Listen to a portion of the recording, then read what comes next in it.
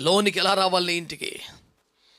నీ ఇంటికి ఎలా రావాలి? దేవుని సన్నిధికి ఎట్లా రావాలి? నీ పనులకు వెళ్ళి, డ్యూటీలకు వెళ్ళి, చదువులకు వెళ్ళి, కాలేజీలకు వెళ్ళి, ఆయా వ్యవహారాలు జరపడానికి వెళ్ళి తిరిగి ఇంటికి వచ్చినప్పుడు ఎలా రావాలి? ఒక దీవెనగా నీ ఇంట్లోకి రావాలి. నువ్వు చెడు తలంపులతో వస్తున్నావా? అపవిత్రమైన వాటితో వస్తున్నావా?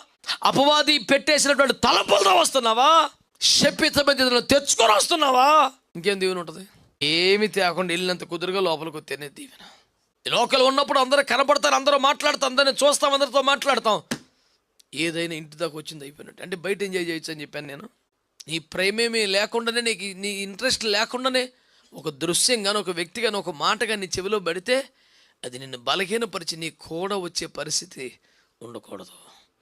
చూడకూడదు, తేకూడదు. ఒకవేళ తెచ్చిన పొరపాటున దాచకుండా దాన్ని బయటే పారేసి, చెప్పులు విడిచినంత కుదురుగా, కాళ్ళు కడుక్కున్నంత క్లీన్గా ఆ తలంపుల నుంచి బయటపడి ఇంట్లోకి రావాలి.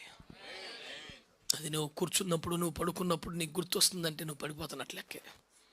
అసలు గుర్తు రాకూడదు నీకు ఆ దృశ్యం. ఈ కృప దేవుడు మనకిచ్చును కాక.